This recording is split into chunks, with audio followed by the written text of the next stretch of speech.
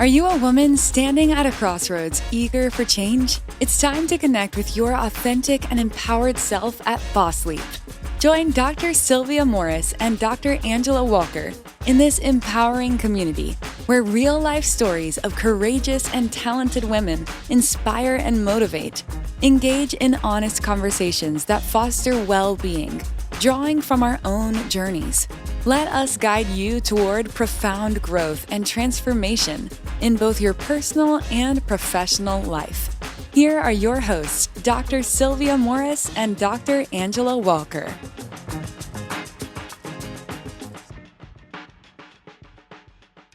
Hello, and welcome to Boss Leap Podcast. We are excited to be here today. I am Dr. Angela Walker, along with my co-host, Dr. Sylvia Morris, and we had the absolute pleasure of speaking with Nichele Phillip, a double master's, recently finished her MBA program.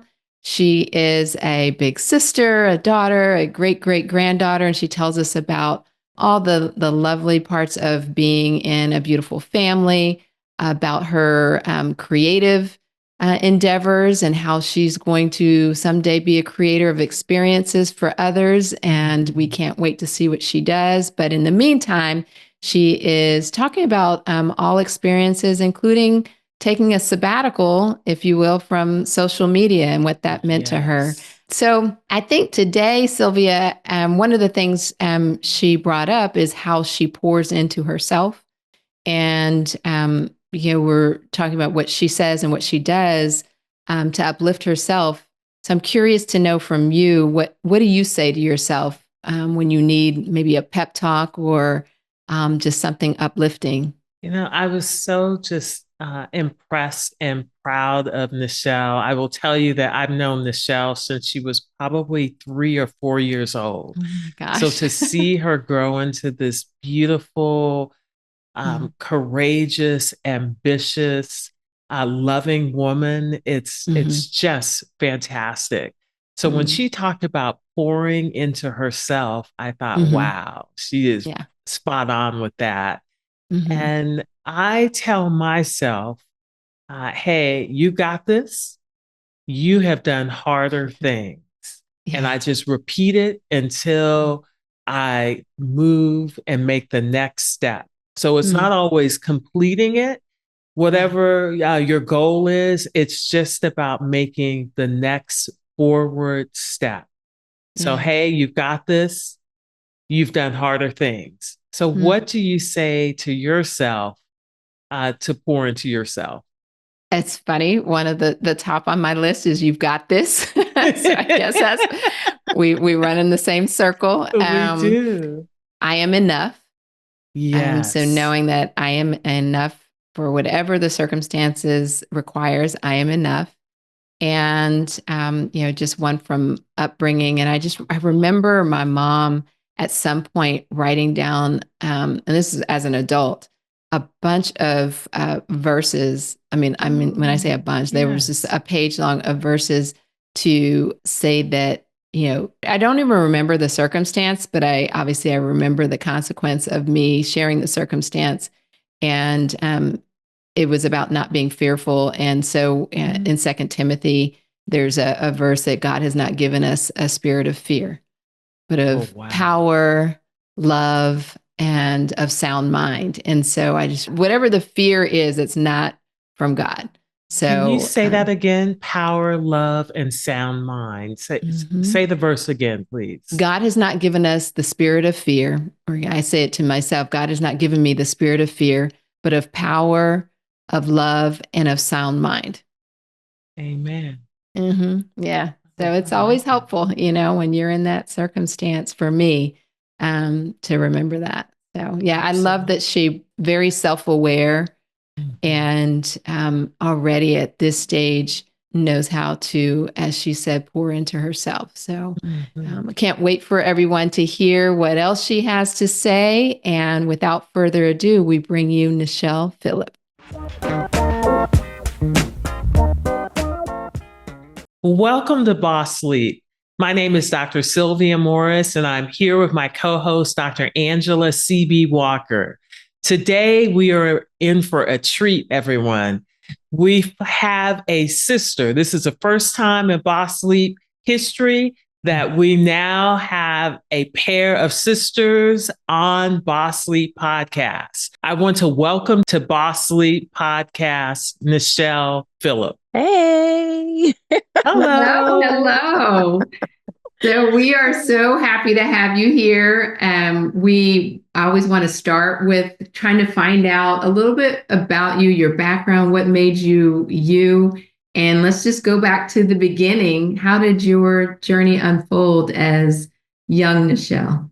So I still feel like I'm young sometimes, but You are You are definitely indeed. We can say young, yes.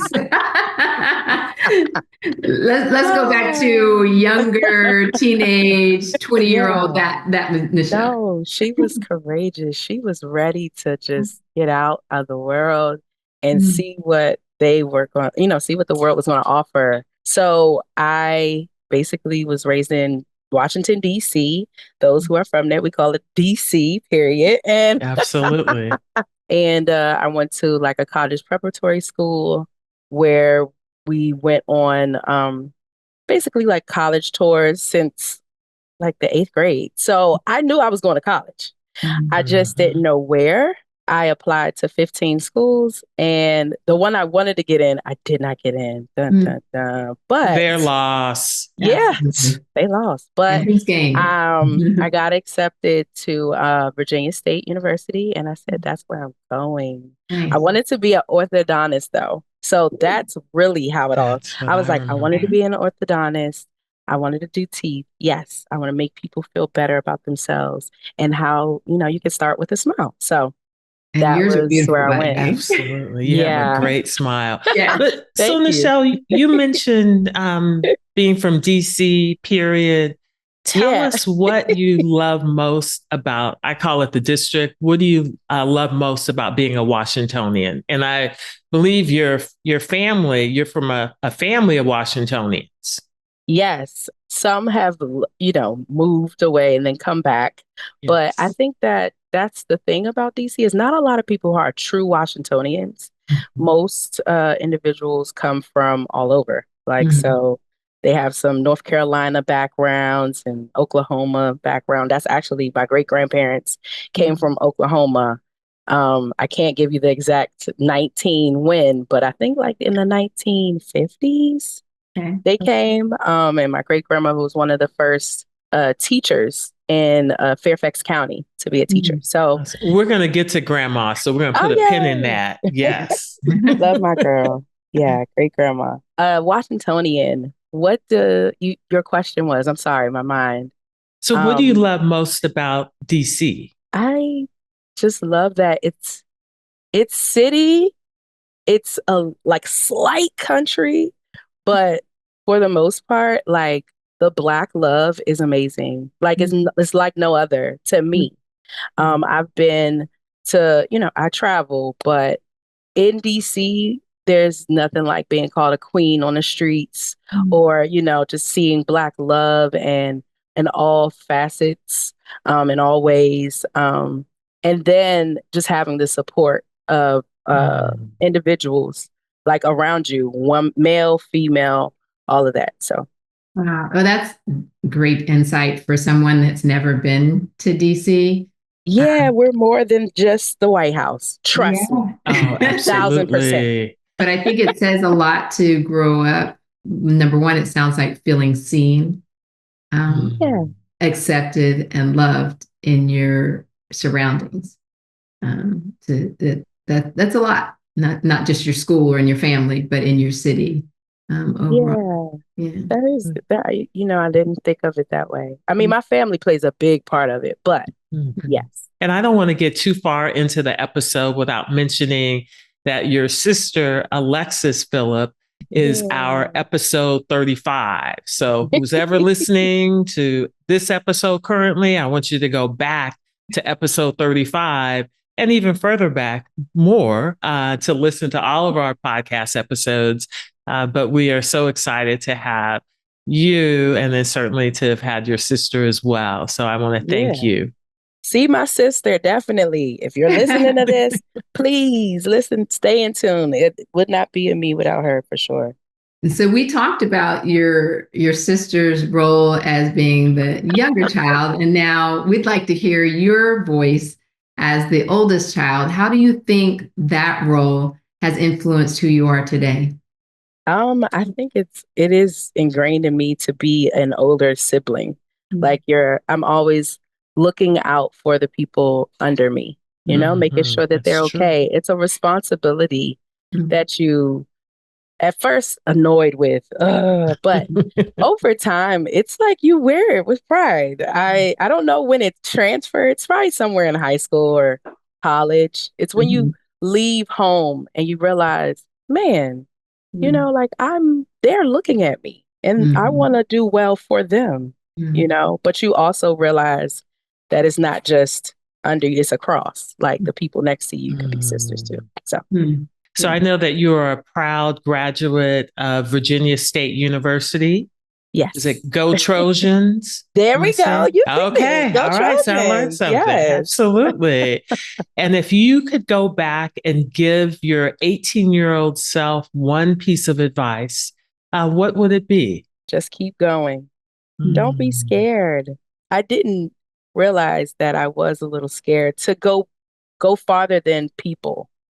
I wanted to do it with everyone, but I didn't know I also everybody had the can't ability. Come.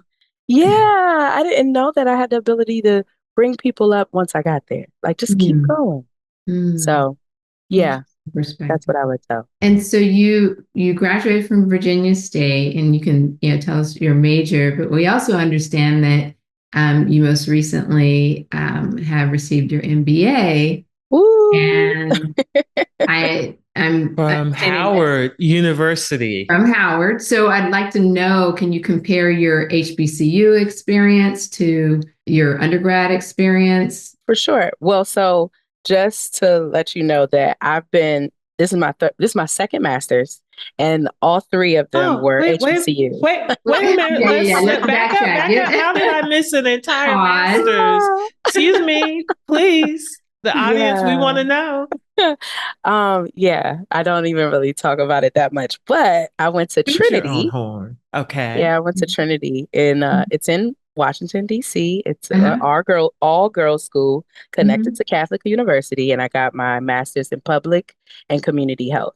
Oh, wow. So that's what I got. Yeah. So Nichele, tell us why you got a master's in public health, and then tell us why you then went ahead and said, hey, I need an MBA or a master's in business administration as well. Ooh, okay. Pull up your bootstraps. Like, okay. It took, the first master's was still me being focused on being an orthodontist. Okay. But what was kind of crazy was, well, in DC, you either work for the government or in the government, right? So I was working as an intern at USDA, so the United States Department of Agriculture.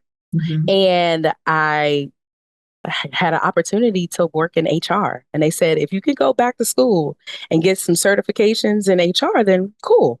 So I said, well, I might as well go ahead. You're a natural HR person because you're such a people person.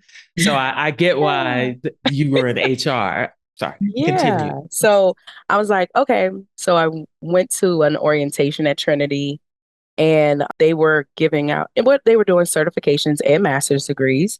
And I saw that they had public and community health. I called a dental school and said, hey, if I get my master's in public and community health, will that help my academic resume? And they said, yeah. So I said, okay. Went back to my job, asked them if I got that degree, would I still get the job? They said, yeah. So then I stayed, got the job. Yeah, that was a whirlwind, and actually got another opportunity to do a rotation at USDA doing food and nutrition.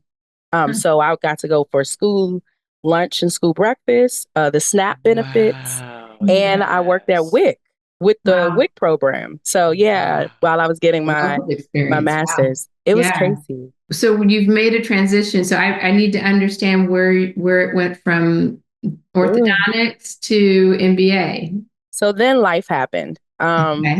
I took the practice that failed and was like, I can't be an orthodontist because I can't pass the test. I didn't have anybody around me to say, sweetie, like people fail the Didn't test. know that, or else Yeah. I was so, okay. I kept it close because I was devastated. Like, I was devastated. Oh. So at the same time, I was still working at Food and Nutrition Services, but that's when the Obama administration went into the Trump administration, was preparing for it, and they Mm. closed jobs. So I didn't get a full-time job. That's like Um, 2015, this was 2016, 2015, 2016. Okay. exactly 2015 to 2016. So I had to find another job. And Mm-hmm. I worked at KPMG for a second, Mm-hmm. and I dealt with Consulting firm. consulting firm helping DLA, which is the Defense Logistics Agency, to sustain during an audit. You know, you're just trying to find a job. So I had that. I was doing meeting notes, and then I figured out what a downsize really was because I went from a group of 105 to 5, and then I was let go from that job, joined FEMA, and Can helped you them with tell? the I'm sorry. Hurricane I Harvey. remember when You're you were with young. FEMA. Yeah, Um, I'm sorry. I just want, I hate to interrupt you, but I want to know your no, you're perspective. okay. So you're young and you're transitioning, from jobs, and you go from 100 to 5. How does that affect you? Uh, Were you ready for that? Did you have any I prep? no, I only had prep from a movie, and I still don't know this movie, but I think it's called Dave and somebody. But it's this movie where the guy, he comes into work and the guy says, "You have a raise," and then the boss ends up being fired or something, and Mhm. everybody loses their job. And I was Mhm. like, oh my God, this is exactly like that movie. I still can't Mhm. remember the movie, but that was my only preparation. I was like, okay, so it went from 105 to 5. I'm going to Mhm. lose my job soon. The only Mhm. reason why I have my job is because nobody wants to do meeting notes, and I do them well. You had to do them within a day, back then. Yeah. So so I knew that my time was ending, but I didn't think it would happen the way it did. It was Mhm. it was devastating. It took me a long time to get over how Yeah. how I lost my, Yeah. losing your job. You think it's Mhm. you. And honestly, we'll get into that. That's how I felt recently. But um, so all these transitionings, Mhm. uh, I just decided to just find a Mhm. job that Mhm. I can be good at Mhm. and just work. Yeah. And I found a job with it was this a contract firm helping the Secret Service. And Okay. I was with them for 4 years with Mhm. during COVID and Mhm. everything, but it was definitely not a job for me because Michelle, I'm going she to gets interrupt more. you for a moment. Question. So, how do you go from, position to position as far as how do you remain optimistic? Because I know you as this bright light. So, how do you remain resilient and knowing that okay, this has happened. It's not me. It's the organization. It's the system. But yet, and still, you get up and you continue the next day. Can you give us some pearls or some secrets about that? Honestly, one, I think it's my family. My family are going to tell me, like, you got this, keep Mhm. going. They give me a little bit of tough love and soft love. That's your Aunt Um, Jessica. you know it. You know it. And Aunt Denise, they are, what? You ain't, no, get in there and go find a job. But also, like, giving yourself grace, understanding, Mm. talking nice to yourself. That's Mhm. real. The talking nice to yourself, I still work on that because it's What so what many nice times. thing, what one nice thing do you say to yourself?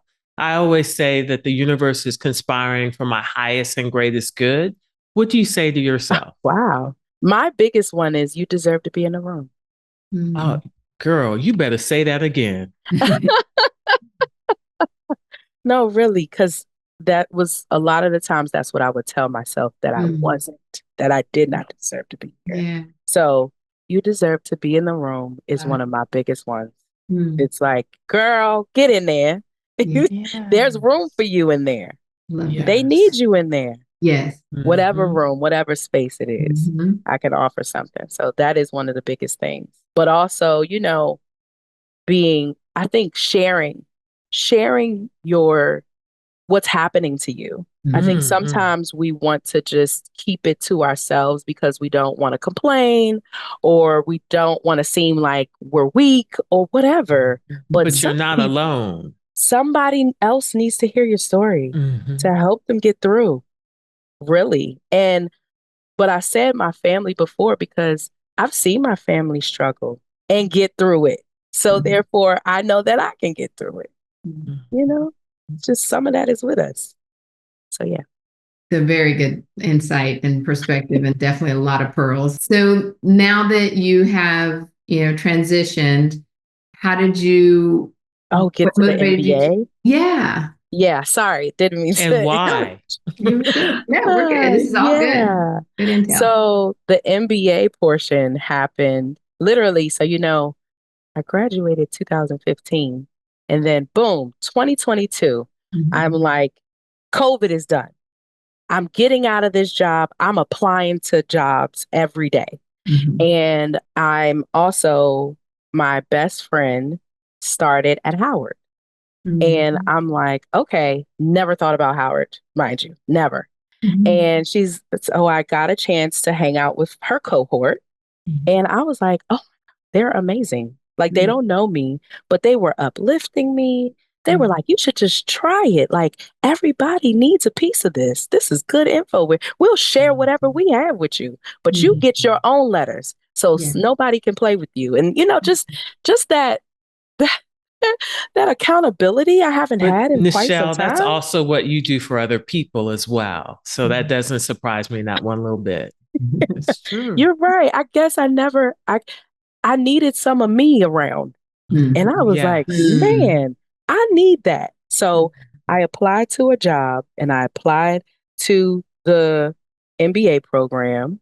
Oh, one key thing. I was talking to my Aunt Denise and I was like, man, do I really do Howard? Because my great-grandfather went to Howard and he didn't finish. My grandfather went to Howard and he didn't finish. My mom and dad met at Howard and they didn't get to finish. Do I go? She was like, I mean, you could end it. Right. You could be the one to say, we're complete. Break that. Exactly. And so I was like, I festered on that and I was like, I'm applying. We're going to get in. That's what I'm putting on there. Ending a curse and starting a legacy. Wow. And here we are. Oh, wow. Absolutely. That's a wonderful way to That's end how it. we got. And as of the taping of this podcast, you graduated from Howard's MBA program. I'm going to call it Mother's Day weekend of 2025. Is that correct? Yes, that is correct. Congratulations. That is correct. Thank you. It feels so good. It feels so good. You deserve I've it. cried so many times. Tears of happiness. Absolutely. So how do you plan on using your MBA? And I think the other question is, when you initially applied to business school, to B school, what did you envision doing? And then how is it different now?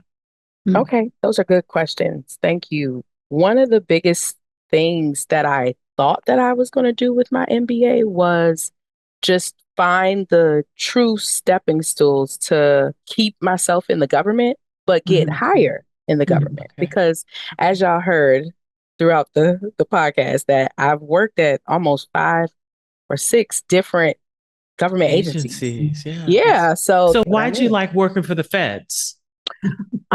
I mean, you got that good government job. Yeah. And if you're on permanent, you got a pension. I get all that. But why do you like working for the feds? Well, it's so many benefits, but also it's what I know. It's like my family, half of my family work in the government. So, I think it's like the same thing if somebody was a shoemaker, like then I would get into the shoe business if somebody was so my family have been in it. Also, they being in the government, it's not what people say it is. It's not as wasteful as they think. We are civil servants. And someone else put it in a perspective of it's a thankless job sometimes. Like you don't get thank yous for the people that you help. So my last government agency was USAID. Tell us what USAID is.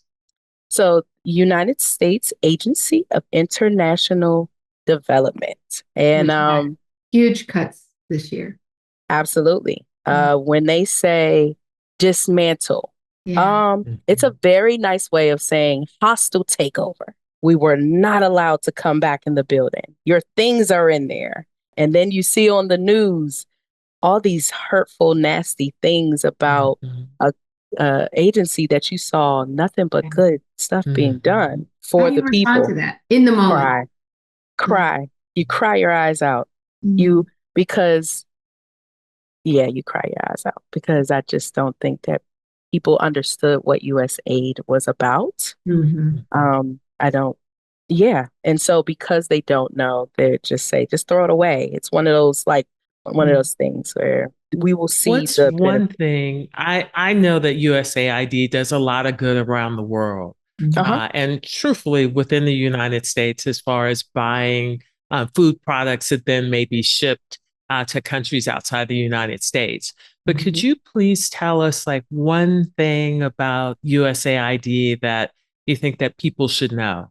I think that the connections that USAID was doing for us outside of the United States. So it's just being kind to one another, building a relationship. They also helped individuals around the world, not only with food, but with medication. And I think that like I saw one time about they were like, they wasted their money on condoms.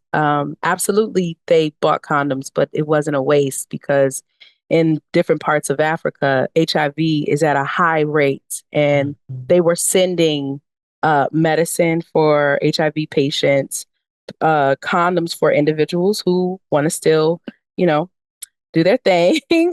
And they also had other basically like resources that they gave out to individuals who didn't have that availability. So that's some of the things that I do know about USAID. I used to call them the hippies of the like government agencies because they really wanted love and peace. And I'm just going to make a comment, just an observation from a health perspective. The way I see it is if you are preventing things that are preventable around the world, you're also helping to prevent things here because it's a world that is connected. And I mean, it's just the right thing to do. But at any rate, I'm curious. I spoke to a group of high school students recently, actually completed high school, they're going to college. They floored me with their questions. So one of them was, what is your perspective and do you have hope with all of the changes that are taking place in healthcare right now? And I'll tell you my response to her. I'm curious what your take is, for example, with USAID. And I said, well, I mean, my initial response is I'm sad. I'm sad for the loss of potential help, justice, equity, that lives that could potentially be lost. But I am also a glass half full person, and I feel that good will prevail, and we, as long as enough people continue to move forward, speak up, do all the right things, including voting for in whatever you feel is right. But I told her that I feel like we as a people, as a country, as a nation, as a world will pull out of some of these dark places that we're in. But I'm curious what your thought is, in particular, like for USAID. Do you see, as things have transpired, do you see it being able to recover potentially? I know you see so much, of the revolving door in DC. Okay. So No. That's a great question. It's just, it's a lot. It's a big question. The thing that I do feel is that there is hope. Hope is not lost, but there is a point where you have to grieve what is lost. Mm-hmm. And so that's a part of it, I think, that I had to give myself. I had to grant myself, I had to grant others around me, Mm-hmm. because it is a constant grieving process that is happening right now as not only USAID, but several government agencies are being Department of cut down. Education. Right. Mm-hmm. And so I will say that what was once secure is not as secure anymore as in a job. So I am looking elsewhere, of course, outside of the government, but I do know that America will be okay. We're going to find a way to get out of this grieving process and start rebuilding. Is USAID able to get back together? You can break something so many times that all the pieces will never be found. So I don't know if it will actually be called USAID anymore, but I do think that the substance and the resources and that rich soil is not gone. It's spread amongst all over. And I feel that people are already starting to come up with their own companies and own initiatives and just trying to figure out how they can put some of those things together and make it better, for sure. Right. Nichele, we thank you so much for sharing your opinion on USAID and sort of the federal government as we sit here in 2025. It's unfathomable, and I know that that could not have been easy, but we definitely want to thank you for your service in all of the 5 federal agencies that you worked for. I'm a big proponent. I still go to the post office and I buy stamps. And I am always grateful when I get my mail every day because I know it is, in fact, it's like a mini miracle to get mail all over the country. So I see federal workers and we appreciate you. We are going to shift gears and maybe take a little bit of a breath. And I want to talk about grandma. I called her grandma, Miss Willie Mae Osborne. She is actually your great grandmother. And I want you to just kind of talk about your rare experience of actually growing up with your maternal great grandmother and your maternal grandmother and how that has shaped your outlook. It is one of the best things to have. I mean, I usually say, or I've always said, I want to be a grandma. When I grow up, I want to be a grandma. Wow. I don't want to do that mother thing. I want to do a grandma. So I don't know if you guys remember this one little clip that used to go out, and the guy said, "Listen, Linda." And he was saying, "Linda, we at grandma's house." And I felt him when he said that, because I was like, I remember feeling that way when I was younger. Like, my grandmother's house was my playground. It was my tutoring session. 1317 Hamilton. I'm not going to say the part of the district, but I know that address. Yes. And I had to, that was ingrained. That was the first address I had to learn because I knew anywhere I go, take me there. You know, it was my safe place. But honestly, it was grandma. It was great grandma. Like, I have told her 1,000 times before she's gone that wherever she is home. She did eventually move out of that house, and we were all sad. But well, when she moved into her new place, I said, "Grandma, it feels like your place because she's there." So I knew then wherever she goes, that's home. And having all of my grandmas, actually, because my paternal grandmother is still alive too. It's amazing, like having extra moms, you know, knowing that like if mommy can't figure it out, grandma will figure it out. But yeah, so it's been great. And did you realize that growing up, how rare it was to have all of your grandmothers and great grandmother? Absolutely not. I thought everybody had a grandma. You know, I just didn't not like grandma. Yeah, no, you're right. No one had a grandma like grandma, and not a lot of people had grandmas. Yes. You know, I didn't really realize that until I got maybe in high school. In high school, one of my friends lost their grandmother and they were devastated. And I said, I understand now. I understand now. And then in college, I had several friends who lost their grandparents long before then. So I'm like, yeah, I'm going to grandma's house. And they're like, you're really going to your grandma's house? I'm like, absolutely. That's where I'm going. There's food there. She's going to do my dish. Like she's doing everything. She's washing clothes.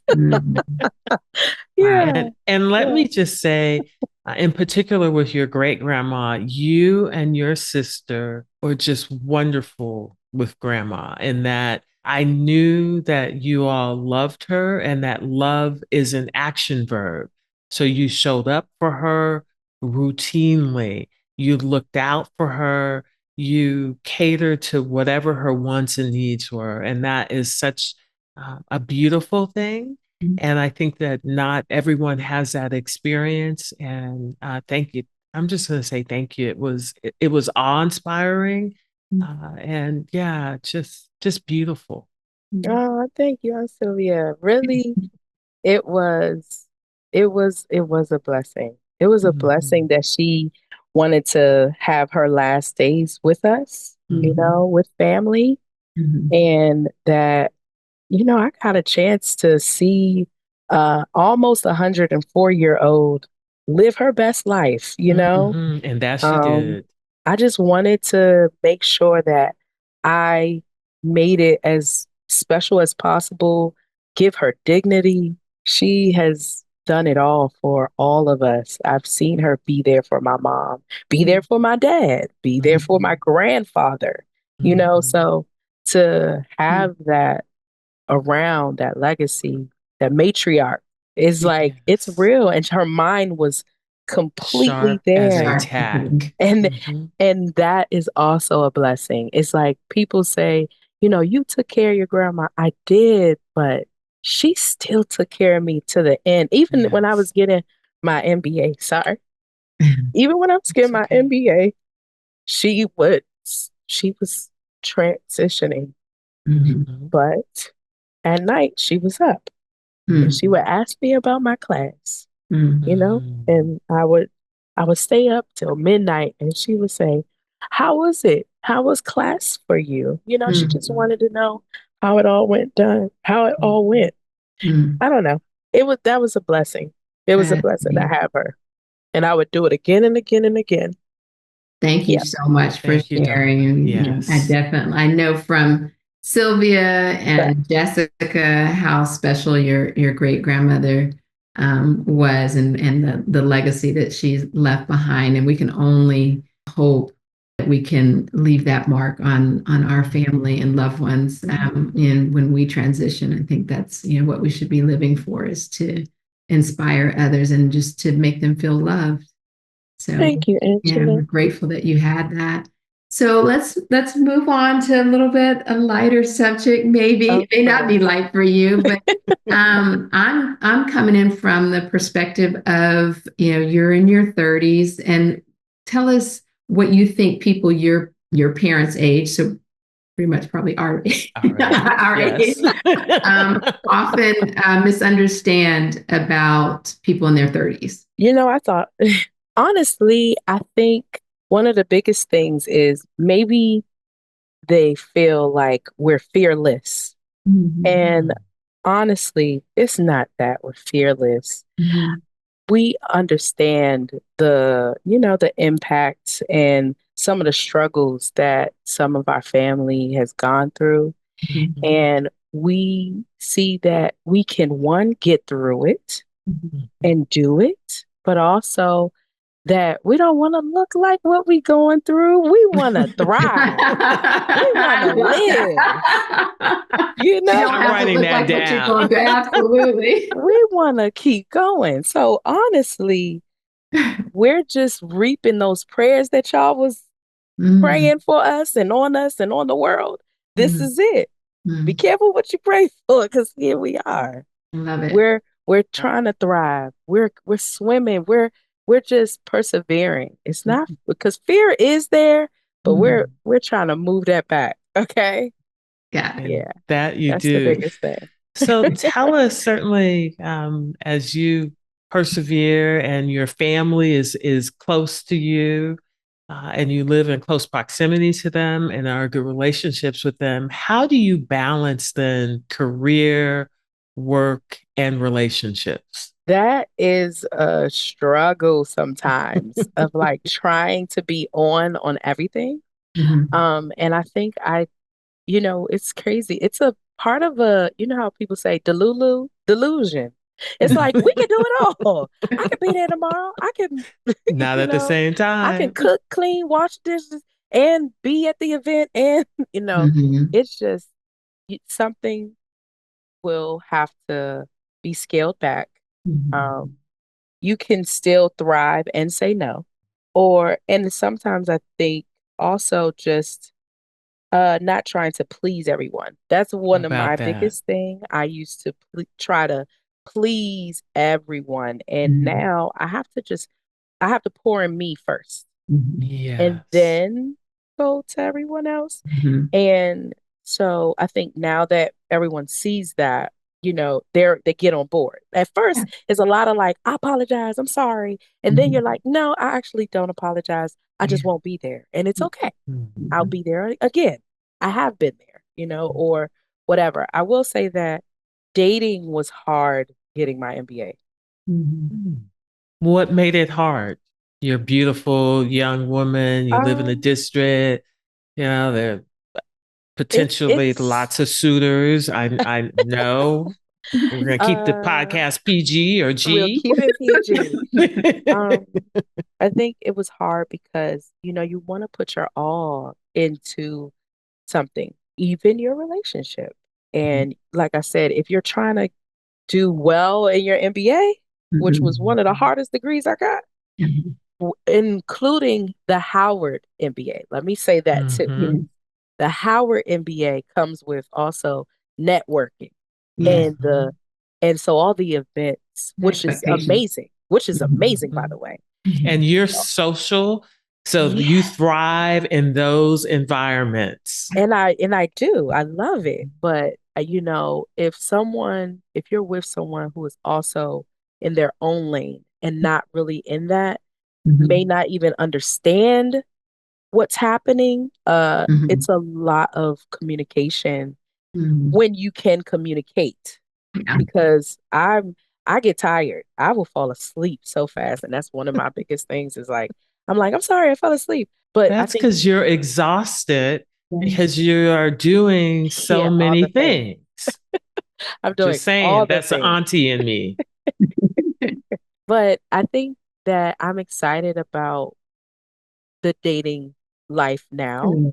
Because I am ready to pour into it. So But it sounds like also, you weren't necessarily putting things on hold, saying, I don't have time for this because I've got to do my MBA. It's just literally because yeah, of things, the opportunities weren't there.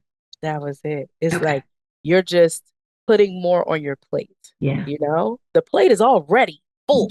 Yeah. It's a Thanksgiving plate. And I'm putting more stuff and gravy on top and not trying to let it spill. So I'm literally going around trying to make sure that the plate stays on intact. It was a And lot. I would add that the ideal suitor is someone who's like, I get it that at this point you have other responsibilities. Yeah, you have other goals, and I'm here secure in myself, Yes. ready to support you and to pour into you. That would be my ideal suitor for you. Well, I thank you. We're gonna take that in. It's manifesting. No, Very because good. I had some good people that I was dating. It Mhm. just, Wasn't right. it Yeah. just wasn't the right time. Yeah. You never know. Yeah. Timing's everything. Yeah. I don't believe in the idea of settling, and just because you are at a certain stage, it's never worth it.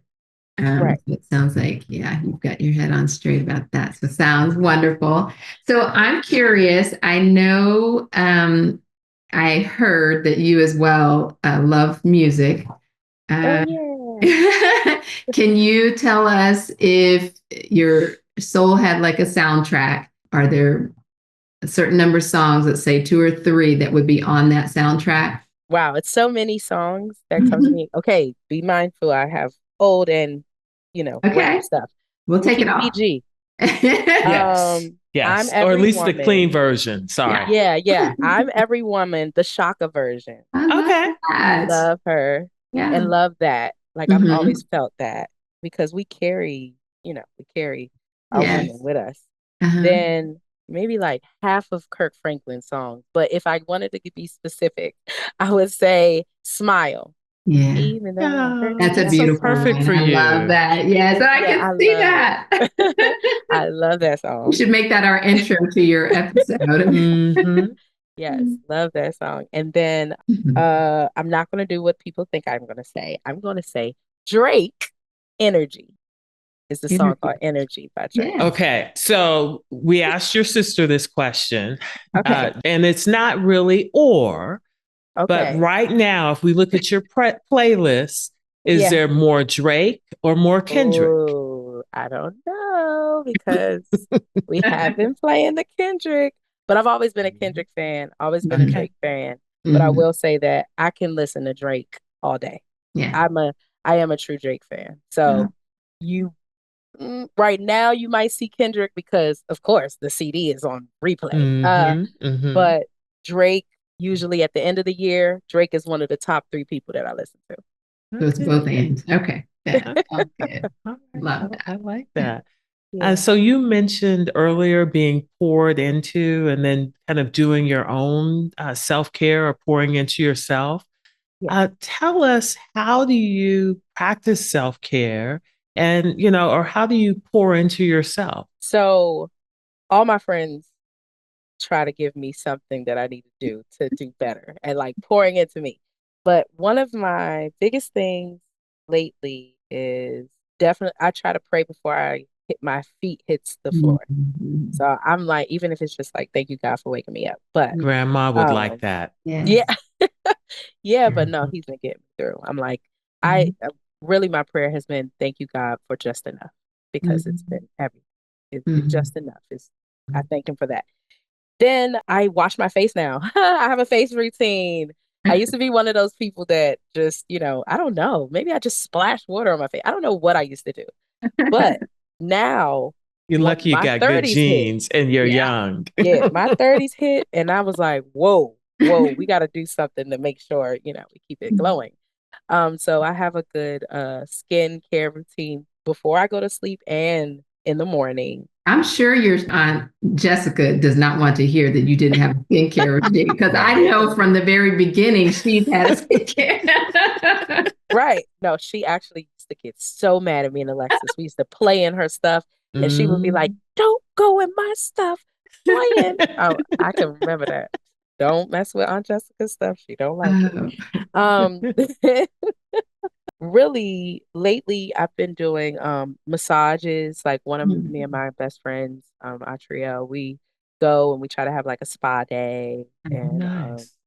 yeah, so we go up to a spa and do that. Or we'll just, me and my friends will try to get together at least once a year and just kind of like just vibe with each other. We feel each other. I know that's not a part of my daily, but I'm just saying That's part of That's it. self-care. Yeah. that helps. Absolutely. And also, I am not on social media right now. I am controlling my algorithm. Tell us about that. Yes. How long? What made your Yeah. decision? And, how has it been? Okay, so actually, it's been almost a year ago. I got surgery. I had endometriosis. I don't know if I'm allowed to say that on podcast, but Yes, here it you is. are. Absolutely. Oh, Absolutely. okay. It's your truth. It is not a bad word.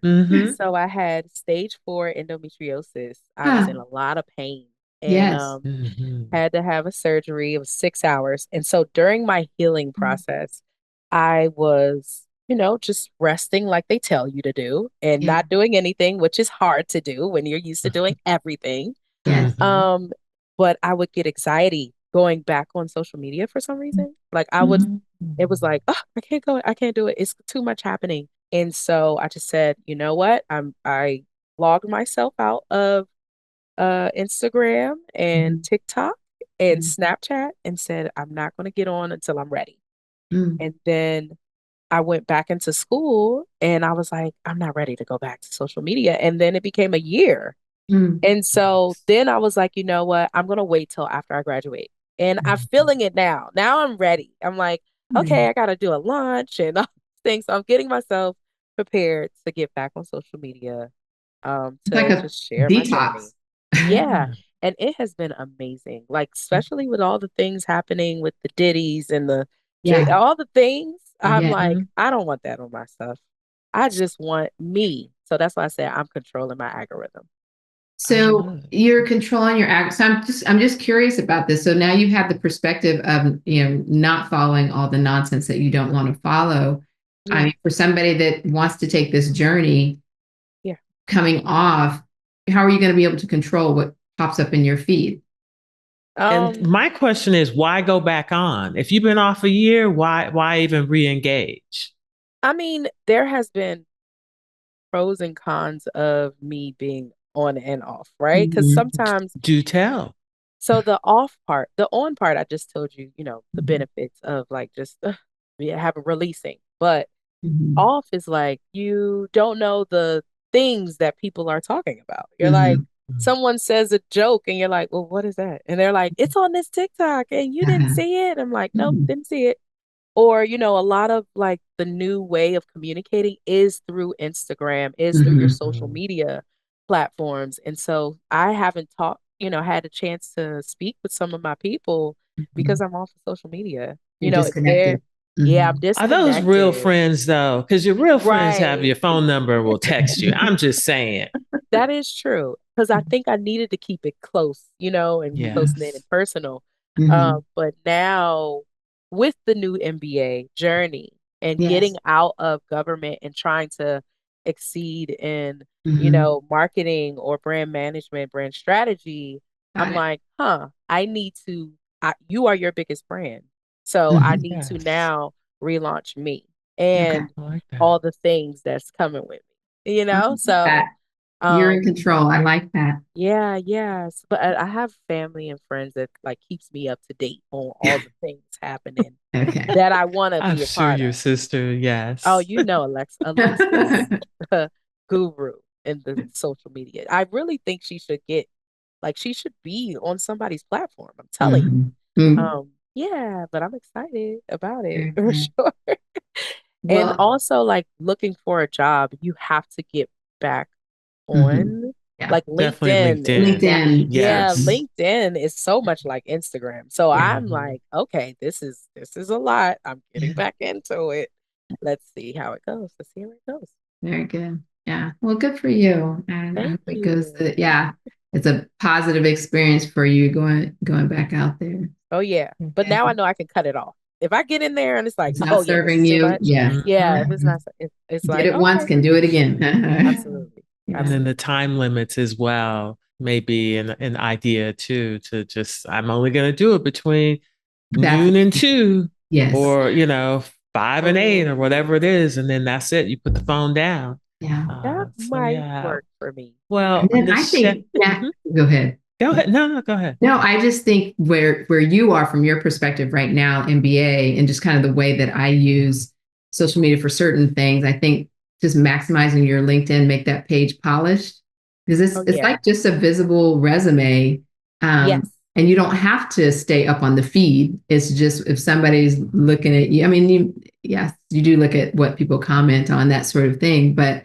in general, it's just to verify that you are a real person, Nichele Phillip, and you have your MBA, yada, yada, yada. So it's interesting how we have evolved into this, social media driven world, but it is where we live. And I think the point is you can make of it what you want. You have control.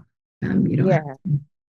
That's the biggest thing I think I learned from all of it is that I have the control. And so Mhm. I can turn it off, I can turn it on, either way. But at one point, I think I get so wrapped up in it. It's like a hole. You're Yeah. like, oh, I can't get out. 5 hours Yeah. later, I'm still on. Mhm. It's a And drug, And I It's a literally. know drug. in the interest of time, but I commend you for Mhm. recognizing what drove your anxiety and Oh, what, yeah. and that you Mhm. have For power sure. over that. Because that's huge. Some people are just still, slaves, if you, I mean, for lack of a better word, to this whole, social media environment that we're in and can't get out of the shackles of being tied to their, I guess, maybe their self-worth in social media. So yeah, good on you. Thank you. Thank you. Well, Nichele Phillip, we thank you at Bossly. How would you like for people to contact you, certainly with that dream job or whatnot? Where can they find you on social media?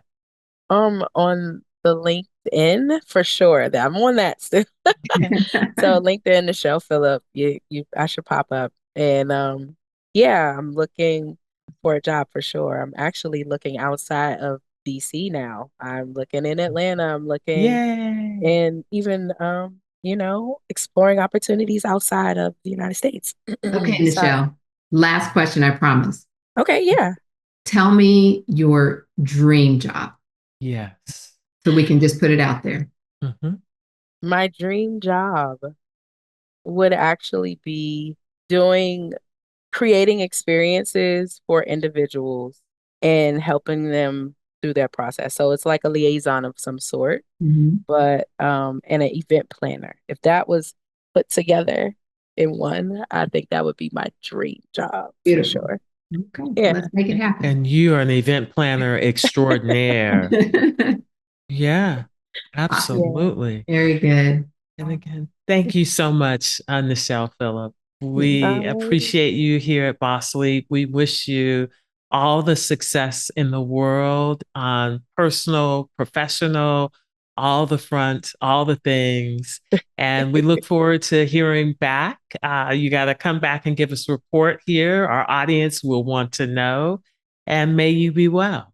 Thank Absolutely. you. Thank Thank you you for so bringing the much for light. letting me be here. Yes. May you be well. Angela, that was a fantastic conversation with So Nichele good. Phillip. She Yeah. was everything that I knew she would be. Mhm. And certainly her sister kind of teed us up from episode 35, Alexis Phillip. Nichele really brought so many things to kind of think about and ponder. I love her motto, it's not personal, it's business. But Yes. before we get into her pearls, Mhm. social media sabbatical. Yeah. I was like, what? Because I was a late adapter sort of to social media. I wasn't Yes. on Instagram until maybe 3 years ago. Yeah. And now, of course, I use it all the I time. don't I'm know on because it I all go the back and time. you have a lot of posts. And they're always good, like artistic, but there's always maybe a picture of a flower, maybe a picture of a plate, but you go back. IG anyway. Yeah, maybe. I think during the pandemic, maybe I Mm-hmm. started on That was 5 years Instagram. ago, dear. Oh, wow. Yeah, no, it's just time flies, right? Yes, yes, But yes. so tell me, as far as taking a break from social media, have Uh-huh. you done it? Would you consider it? What's your Absolutely not. thoughts? Can't do it. I mean, look at what we're doing. I know. I'm building a business. We're doing a Yeah. podcast. It's no, but so in turn that I mean that part of the social media aspect, but I think there's a distinction, right, between what you post and what you put on social media Mhm. versus what you take from it. And so Yes. I think there is you have to be intentional about what you're actually taking from it. And Mhm. so I think you mentioned it with Nichele, like putting time limits. For Mhm. me, when I'm working from home, it's actually, turning the phone off so I don't see the, things that pop up, Mhm. and making, being intentional about not searching while I'm trying to get, a time block of things done. Absolutely. You are good for the time blocking, but honestly, I don't have any alerts. So I have like Delta Airlines for my alerts. Yes. And that might be the only alert that I allow to kind of pop That's up. good. And today it came into an issue because my Instacart order had been outside for a half hour and it's like mid 80s. And I was like, oh my God, I didn't know. It's like, because I've turned the alert off. But yeah, I don't like a pop up because you're right. I get sucked into the vortex. I think what I'm going to try and do is kind of limit my evening Instagram doom scrolling. Yes. Because it's just that mindless dopamine hit all the time. It is. And unfortunately, like mine are dog videos. It's just, it's not even tea or anything like that. It's just any type of animal, ew, papa. And I can't stop myself. It does make me happy, but then I'm not happy after I have, been watching videos for an hour. But so I just have to put the limits on there. But I commend her, and one of my best friends did that, a break and a detox, and she said it was the best thing in the world. I just can't do that right now, but I can put limits, and I think there's value in that. So yeah, absolutely, we're reaching for balance, so we will try and be more balanced. Yeah. How about pearls? Yeah. So for me, I loved. Again, I think she is wise beyond her years. She's an old soul for certain. Yes. Yeah. Just, the fact that she tells herself, you deserve to be in the room. Yes. So, I mean, think of ourselves when we were in our 30s and in medical school and residency. Or last Friday at an advisory board meeting. There you go. Or Saturday, I'm in one too. Yes, exactly. Just remembering that I deserve to be in the room. And so, I mean, that you speak that to yourself, not because you are saying something that's not untrue, but you have to remind yourself of those things because it does give you power when you are in that situation. It spoke to me today is, again, a lot of generational things that I don't hear often is, being delulu about the situation. I love it. Delusional. Delulu. Yes.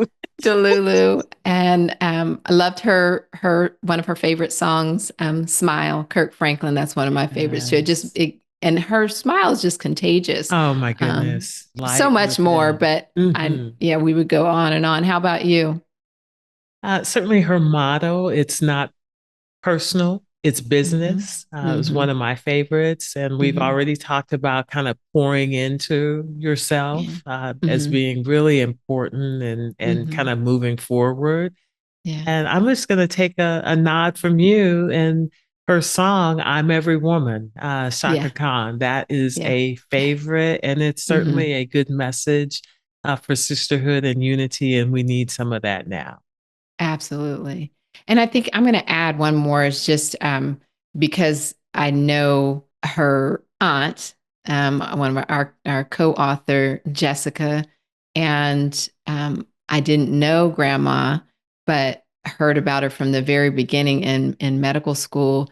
And, after hearing, from, both of her great granddaughters now on, 2 separate podcasts, I am just inspired by her presence in her family's life. And when I hear stories like that, it just inspires me to do everything I can to be that person for my family.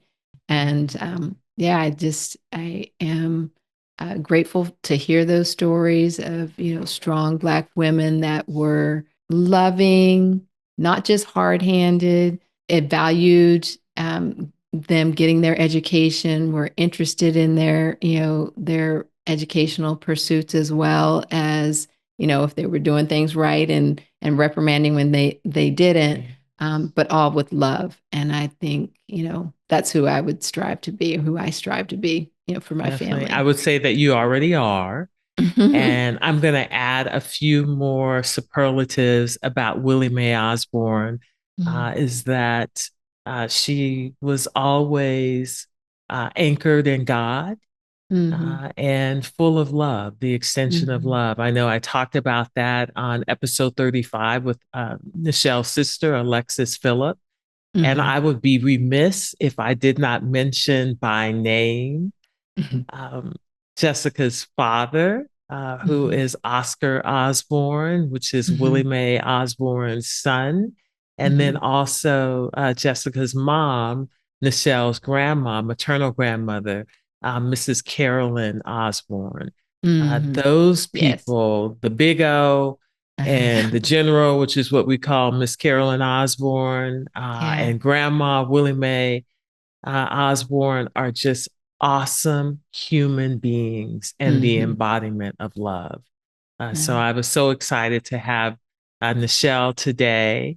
And we want to encourage everyone to please listen to not only this episode completely, but also episode 35 with Alexis Phillip. And please drop us a line.